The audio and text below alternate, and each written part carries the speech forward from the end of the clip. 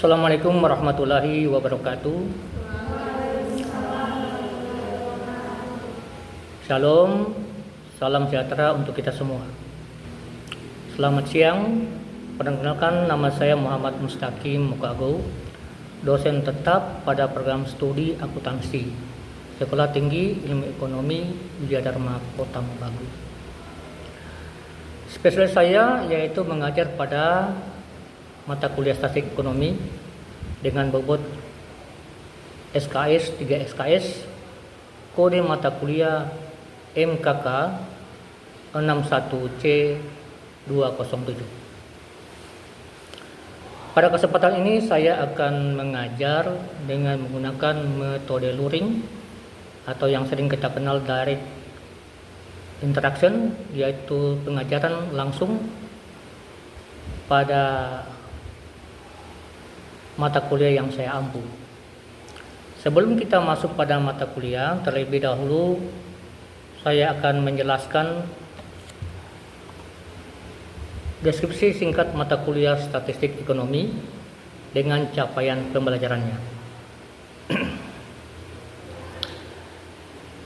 Deskripsi singkat mata kuliah statistik ekonomi adalah mata kuliah kejuruan atau kita singkat dengan MKK yang merupakan mata kuliah wajib pada semua kejuruan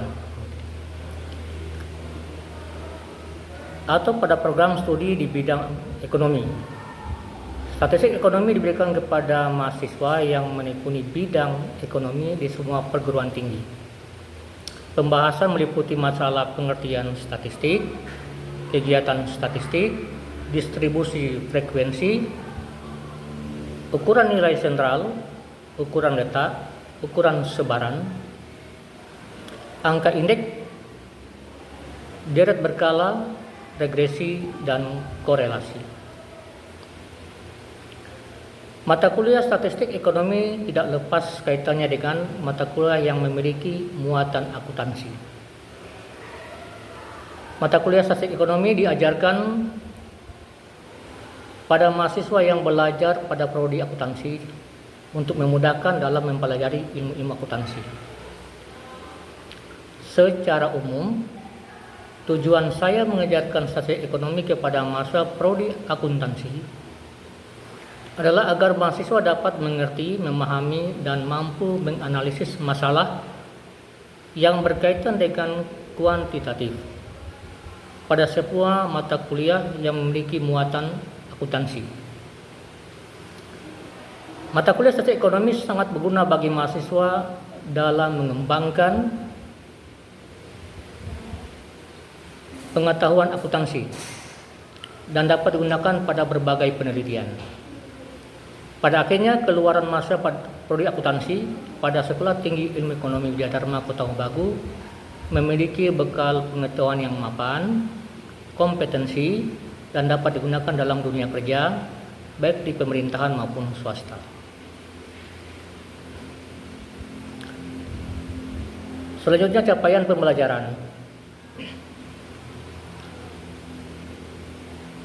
Yang pertama, capaian pembelajaran strategis, yaitu mahasiswa diharapkan mampu menjelaskan dan menganalisis tentang statistika ekonomi,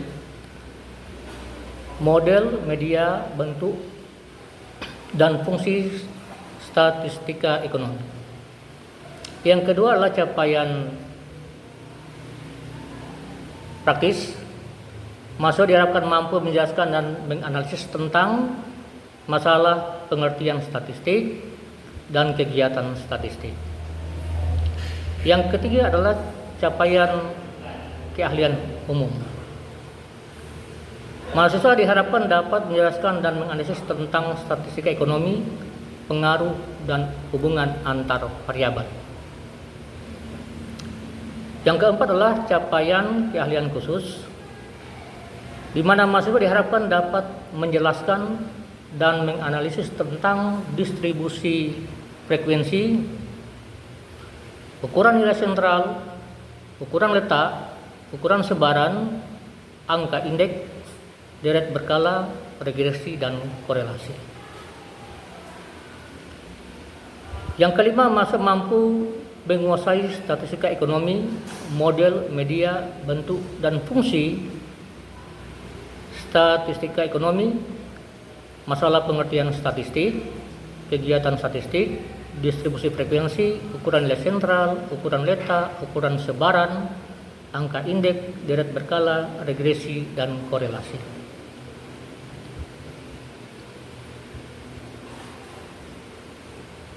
Selanjutnya saya akan menjelaskan tentang metode direct interaction yang juga disebut dengan metode luring, yaitu metode pengajaran langsung yang dapat membantu mahasiswa dalam memahami mata kuliah yang diajarkan, terutama mata kuliah yang banyak berinteraksi dengan rumus dan analisis. Metode luring dan atau direct interaction pada mata kuliah statistik ekonomi mempunyai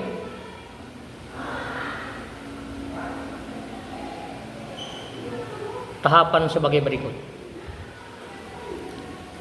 Yang pertama adalah pada pertemuan pertama menjelaskan tentang tujuan mata kuliah yang diajarkan sesuai dengan rencana pembelajaran semester atau RPS, dan metode penilaian dosen kepada mahasiswa yang terdiri dari A.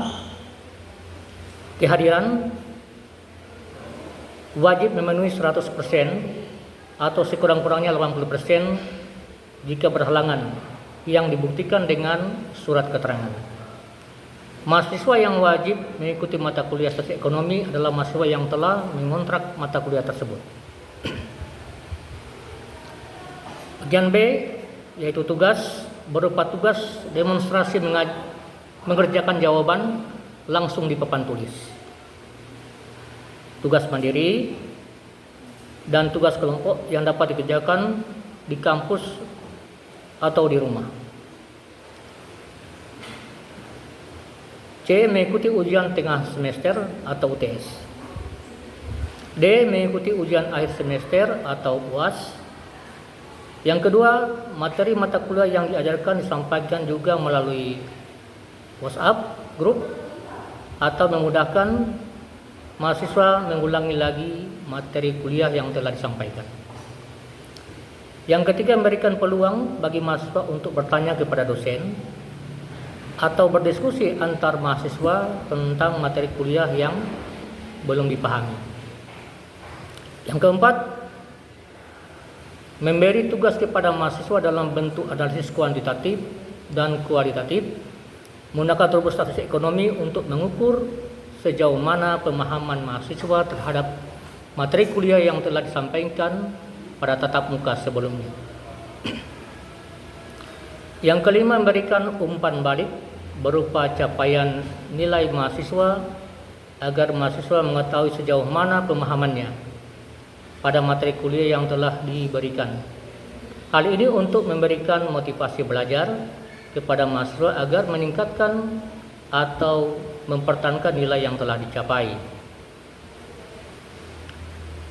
Materi kuliah yang saya ampu dapat juga diberikan secara daring apabila tatap muka secara langsung terkendala atau berhalangan, dan membuka peluang juga kepada mahasiswa melalui WhatsApp group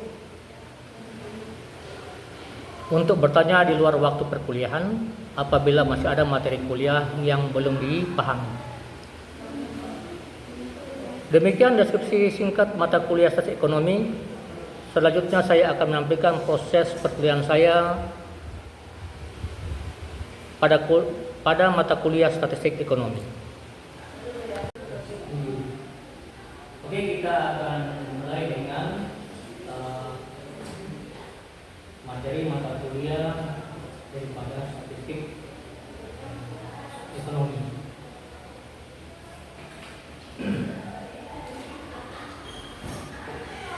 Mata kuliah statistik ekonomi yang saya pandu memiliki manfaat, yaitu kita dapat mengetahui, mengerti, menganalisis, dan memecahkan masalah-masalah ekonomi dengan menggunakan alat analisis statistik.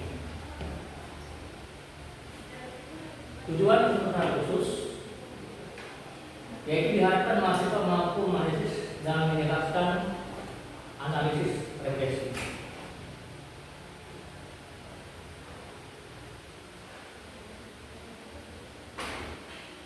Analisis regresi memiliki pengertian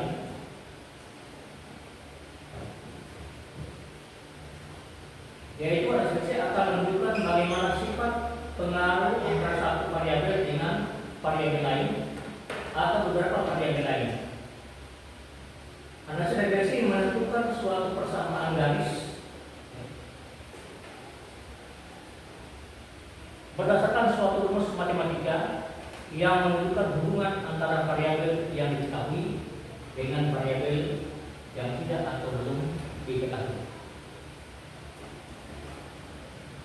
Hasil regresi berdasarkan diri pada hubungan antara dua variabel, yaitu variabel yang diketahui disebut dengan independen variabel atau variabel yang dipengaruhi, sedangkan variabel yang belum diketahui disebut dengan dependen variabel atau variabel yang dipengaruhi. Variabel yang mempengaruhi disebut dengan variabel X dan variabel yang dipengaruhi disebut dengan variabel Y.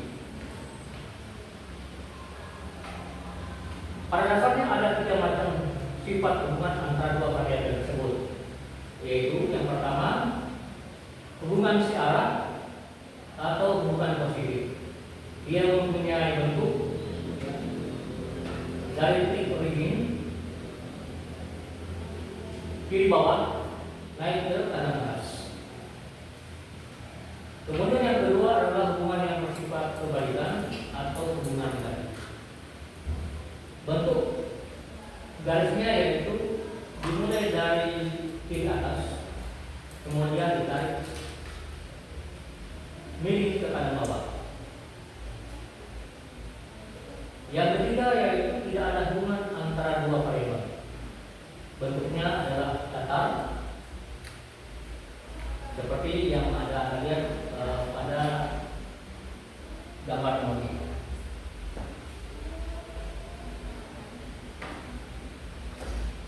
3. Bentuk persamaan regresi.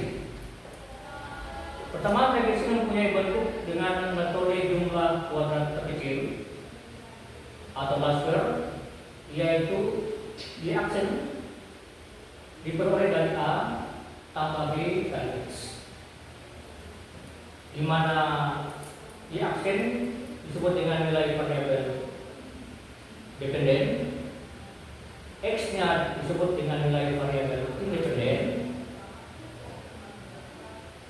A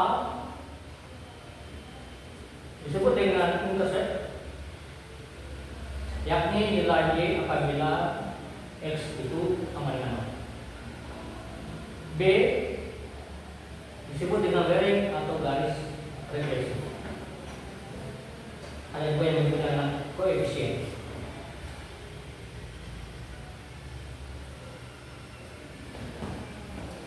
Nilai A dan B dicari berdasarkan dua persamaan sebagai berikut. Persamaan yang pertama, cara bacanya sigma Y atau jumlah Y diperoleh daripada N kali A ditambah dengan B kali jumlah X.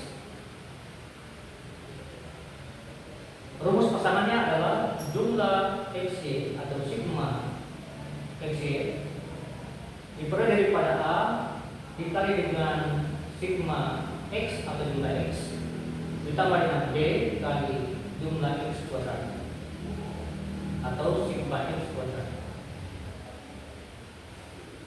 Untuk persamaan yang kedua, kita memulainya daripada mencari lokasi B yang diperoleh daripada N dikali dengan jumlah XY dikurangi dengan sigma X atau jumlah X dikali dengan sigma Y dibahagi N kali sigma X kuadrat dikurangi dengan dalam kurung sigma X kuadrat keluar. Sedangkan nilai A didapat daripada Y bar atau Y rata-rata, misalnya seperti ini ada garis datar di atas, diberi daripada jumlah Y dibagi dengan jumlah N. Kemudian X rata-rata atau X bar didapat daripada jumlah X dibagi dengan N atau jumlah data.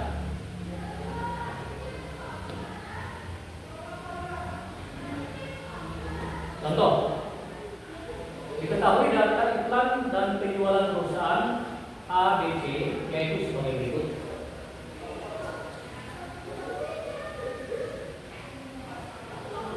Kita ketahui bahwa iklan dan penjualan daripada perusahaan A, B, C, iklan 2 kali dilaksanakan pada data pertama, kemudian 3 kali pada data yang kedua. Jadi jika dilakukan iklan 2 kali, maka penjualan yang berhasil adalah 6 kali. Jika iklan dilakukan 3 kali, maka penjualan yang berhasil adalah 5 kali. Jika iklan dilakukan 5 kali, maka penjualan yang dilakukan oleh perusahaan tercapai 5 kali. Jika iklan dilakukan 6 kali, maka yang tercapai adalah 8 kali. Dan jika iklan yang dilakukan 8 kali, maka yang tercapai adalah 15 kali penjualan. Dan jika iklan yang dilakukan 9 kali, maka penjualan yang dicapai adalah 11 kali.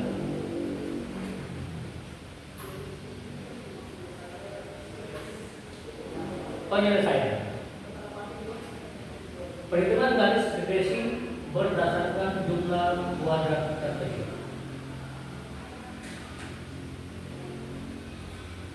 Kita lihat data tadi dan data iklan dan penjualan. Kemudian kita lihat di sini.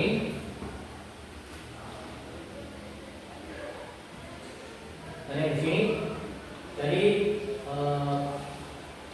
contohnya adalah jika X kuadrat kita tambah kolom X kuadrat, kolom XY, dan kolom Y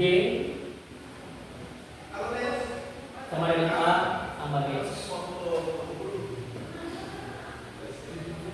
X kuadrat didapat daripada 2 kali 6. X kuadrat didapat daripada 2 kali 2, dapat 4. Kemudian XY didapat daripada 2 kali 6, dapat 12. Sedangkan hasil daripada 4,80 nanti kita pelajari sebentar. Selanjutnya daripada iklan X kuadrat, yaitu 3 kali 3 dapat 9. Kemudian XY 3 kali 5 dapat 15. Seterusnya 5 kali 5 dapat 25, 5 kali 7 dapat 35, 6 kali 6 dapat 36, 6 kali 8 dapat 48, 8 kali 8 dapat 64, 8 kali 12 dapat 96, 9 kali 9 dapat 81, dan 9 kali 11 dapat 99. Kemudian data X kita jumlahkan, 2 ditambah 3 ditambah 5 ditambah 6 ditambah 8 tambah 9 didapat 33. Data X kita jumlahkan. Kemudian penjualan juga kita jumlahkan, 6 ditambah 5 ditambah 7 ditambah 8 ditambah 12 tambah 11 dapat 49. Kemudian hasil daripada perhitungan iklan dikali dengan penjualan atau iklan dikali iklan atau X kuadrat, iklan dikali iklan X kuadrat, 4 ditambah 9 tambah 25 tambah 36 tambah 64 tambah 81 kita dapat 219.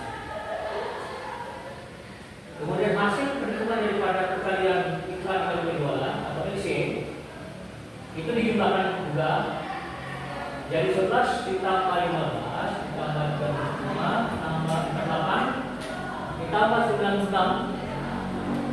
ditambah 109 kita dapat 305.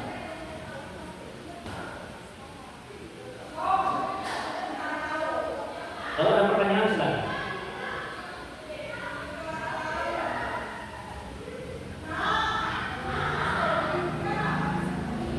Nanti kita masuk pada cara yang pertama.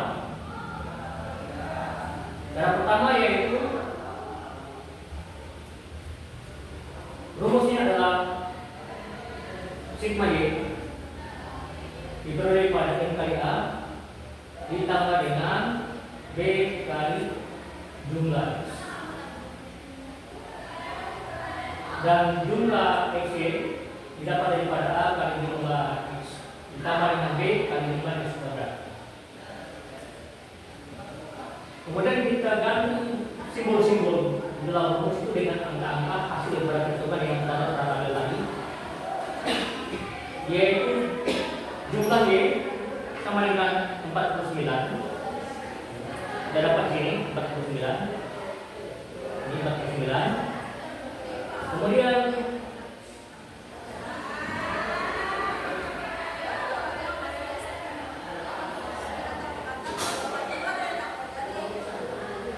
n berasal daripada jumlah data. N itu ada jumlah data yaitu baik data itu maupun data penjualan, jumlahnya itu ada 6 kali penempatan. Jadi 6 adalah 6 kali penempatan. Dia ini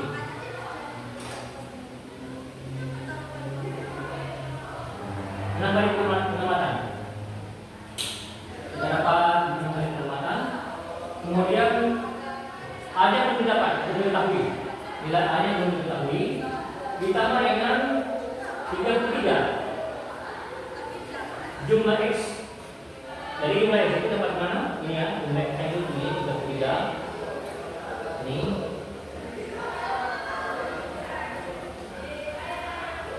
b nya belum diketahui. Kemudian jumlah x y yaitu 305 itu kita dapat dari sini nilainya. Ini 305 ini. Jadi kita buat di dalam isi dalam rumus. Dan 33 atau jumlah x sama dengan ini. Ya. Jumlah itu sama dengan ini. Ya. Ini sama dengan ini x-nya. Dan A nya belum diketahui. Kemudian jumlah x kuadrat. Jumlah x kuadrat kita dapat dari sini, yaitu 219. Kita ganti simbolnya dan isi di dalam rumus. Kemudian kita samakan variabel.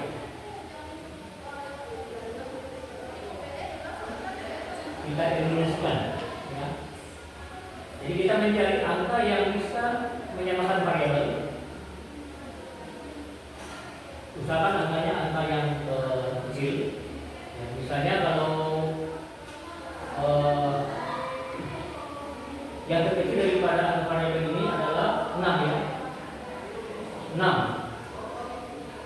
Jadi kalau 6 kita ambil patokan 6 ini angka yang terkecil. Dia bisa mendapatkan angka 6 kalau dikali 11. Dan kalau 33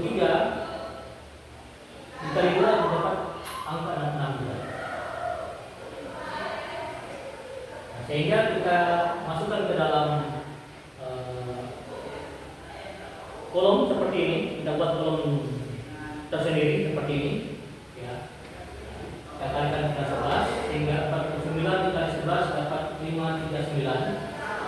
6 dikali 11 dapat 6A. Dan 33 dikali 11 dapat 363B. Kemudian 305 dikali dengan 2 dapat 610. 33A dikali dengan 2 dapat 66A. Tambah dengan 219 dikali dengan 2 dapat 438 kali B.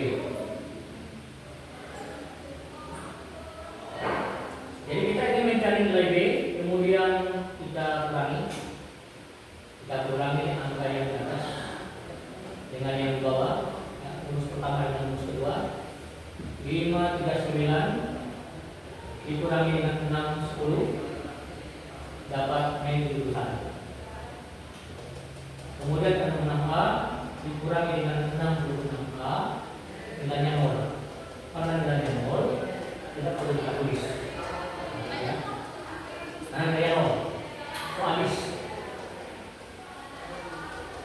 363 B dikurangi dengan 438 B dapat min 75 B. Kemudian nilai B kita putar, ya, kita putar untuk mencari nilai B. Jadi kita putar 75 B ke ruas sebelah kiri dan 71 ke ruas sebelah kanan. Jadi patokannya ini kan sama dengan. Jadi ruas sebelah kiri ada sebelah kiri dan ruas sebelah kanan. Sehingga kalau diputar min 75 B menjadi plus 75 B. Min 71A, min 71 dipindahkan ke ruas sebelah kanan menjadi plus 71. Nah, untuk mendapatkan nilai 0,94 boleh dibuat balon, ya.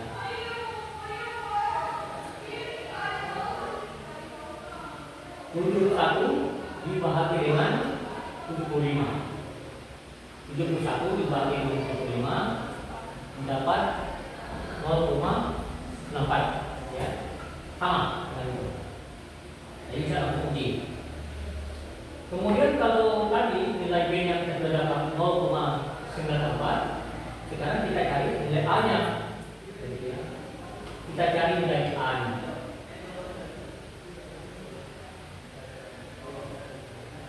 Ambil salah satu rumus yang ada di atas. Boleh yang 49 dikurangi pada 6A tambah 33 kali B. Boleh juga 305 sama dengan 33 kali A ditambah dengan 2 kali B. Boleh. Hasilnya bakal sama. Nah, kita ambil saja yang angka yang kecil, yaitu dari rumus yang pertama, yaitu mewakili yang lain. 49 diperoleh pada 6 kali A ditambah dengan 33 kali B. Nilai B itu adalah 0,94, ya. Jadi B-nya kita ganti dengan angka 0,94. Kemudian kita putar, ya, karena kita akan mencari nilai A-nya. Jadi 6A kita pindahkan ke ruas kiri dan 49 kita pindahkan ke ruas kanan. Sehingga dia menjadi 6A sama dengan 49 dikurangi dengan 33 kali 0,94 didapat 1,12. Boleh begini Pak. Kalau salah bilang teman.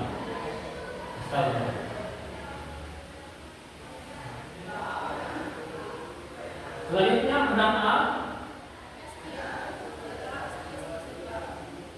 sama dengan 49 dikurangi dengan 71,2 dapat 17,98. Nah, 2,99 didapat daripada diperoleh dari 17,98 dibagi 6. Jadi 17,98 dibagi 6.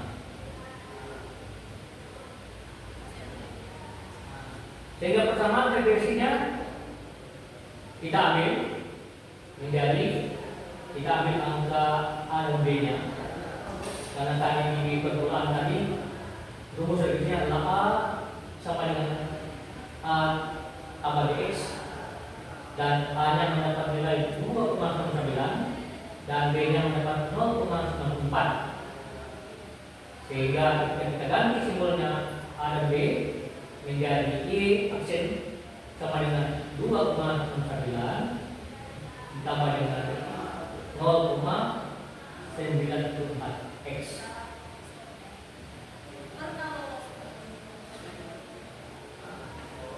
Sekarang kalau kita ingin mendapatkan nilai yang tadi dalam tabel, yaitu 4,87, kita ingin mendapatkan nilai 4,87. Maka di rumus ini dia, kita hanya mengganti di sini dinilai Y sama dengan 2,9 ditambah dengan 0,94 X. X-nya kita ganti dengan angka yang di sini. Yang iklan, ya, yang iklan ini, ya. Angka iklannya 2. Jadi kalau di X-nya kita ganti dengan 2, maka 0,94 kali 2 ditambah dengan 2,99. 2 dikali dengan 0,94 jadi mesti yang perkalian itu dihitung karena derajatnya dalam matematika perkalian itu begini dibandingkan dengan penjumlahan dan pengurangan. Jadi kalau perkalian dan pembagian itu dengan begini, sehingga yang dilakukan itu adalah perkalian. Jadi 2 dikali 0,94 kemudian ditambah dengan 2,9.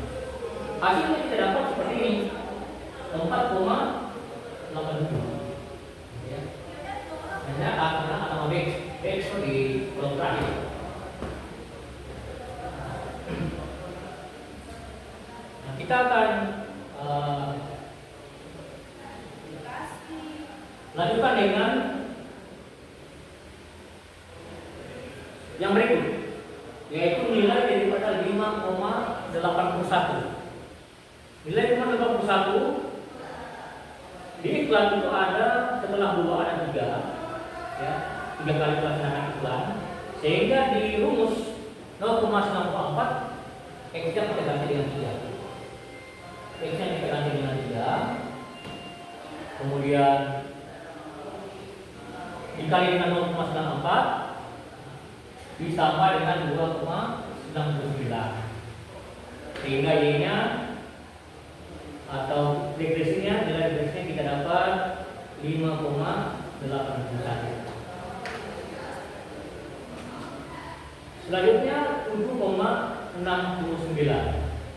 Itu bisa juga diuji dengan kalkulator supaya mempercepat perhitungan. 7,69 setelah 3 ada angka 5 kali pelaksanaan iklan. 5 dikali dengan 0,94 ditambah dengan 2,99. Hasilnya dapat berapa tadi? Dapat 7,69. Selanjutnya adalah setelah 5 ada angka 6 iklan, 6 kali iklan. Nilai regresinya kita dapat 8,63. Cara memperolehnya yaitu X-nya diganti dengan 6, kemudian dikalikan dengan 0,94 ditambah 2,9. Dapat 8,63. Setelah angka 6 ada angka 8 yang menghasilkan nilai regresi 10,21. Cara memperolehnya sama seperti tadi, yaitu dengan mengganti nilai X dengan angka 8, ya. Dengan angka 8 dikali dengan 0,94 ditambah 2,9, sehingga nilai regresinya kita dapat 10,51. Yang terakhir adalah angka 9.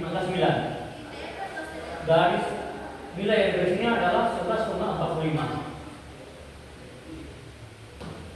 Nah, dalam persamaan regresi nilai atau notasi X kita ganti dengan angka 9, kemudian dikali dengan 0,94 dikali dengan 2,99, sehingga hasil regresinya kita dapat 11,45.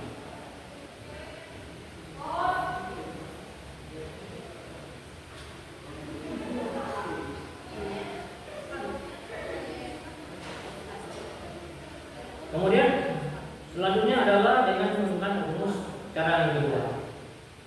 Ini cara yang kedua adalah tugas bersama. Bisa dikerjakan di kampus, bisa juga kerjakan di rumah. Boleh kerjakan sendiri-sendiri, boleh kerjakan kelompok. Kayak gitu. Dengan menggunakan rumus yang kedua, biasanya rumus yang kedua ini ya dibandingkan rumus yang pertama. Rumus yang kedua ini yang lebih top, lebih viral. Kalau ada yang buku statistik, ya, rumus yang kedua ini dia yang lebih top. Lebih banyak tentang begitu kalau ada yang buku game. Dia kita bisa, coba lihat juga. Cek rumus regresi. Ya kan? Rumus yang kedua ini yang sering kali ini. Ini angka 6. Jadi yang kedua ini adalah angka 6 saya sudah isi ya. Jadi pada jumlah data, kemudian jumlah X-nya ya. Sedangkan yang lain saya isi. Jadi Anda tinggal mengganti simbol-simbol ini ya. Misalnya kalau tadi jumlah X-nya, ya jumlah X, jumlah X-nya, sigma X-nya adalah 49.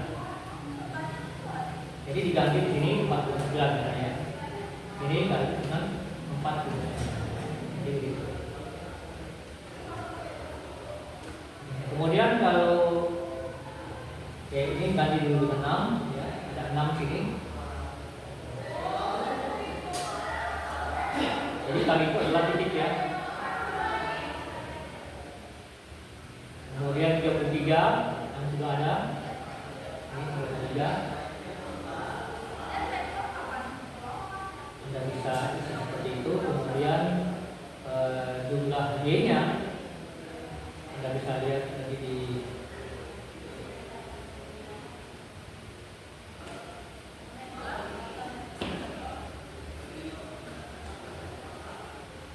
jumlah Y-nya adalah 49 ya. Ini jumlah X-nya 49, jumlah Y-nya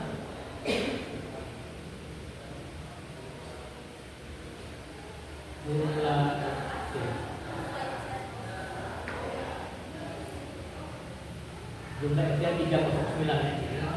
Jadi 309, kemudian jumlah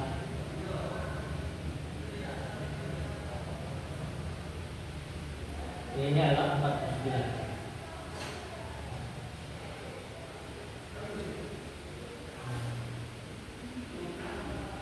Demikian seterusnya Anda tugas Anda untuk mencari ini bisa dikerjakan bersama-sama dan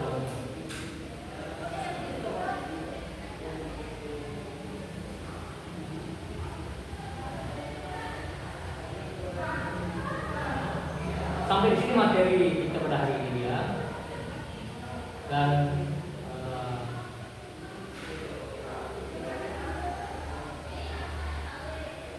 jika ada pertanyaan silakan ditanya.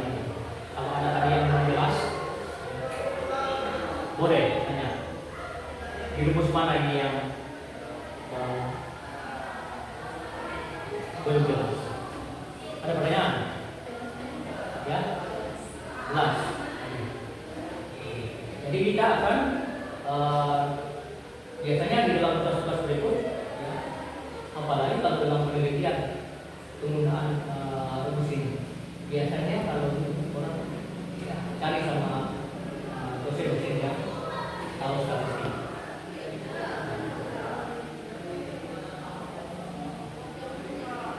Demikian yang bisa saya sampaikan pada pertemuan kali ini.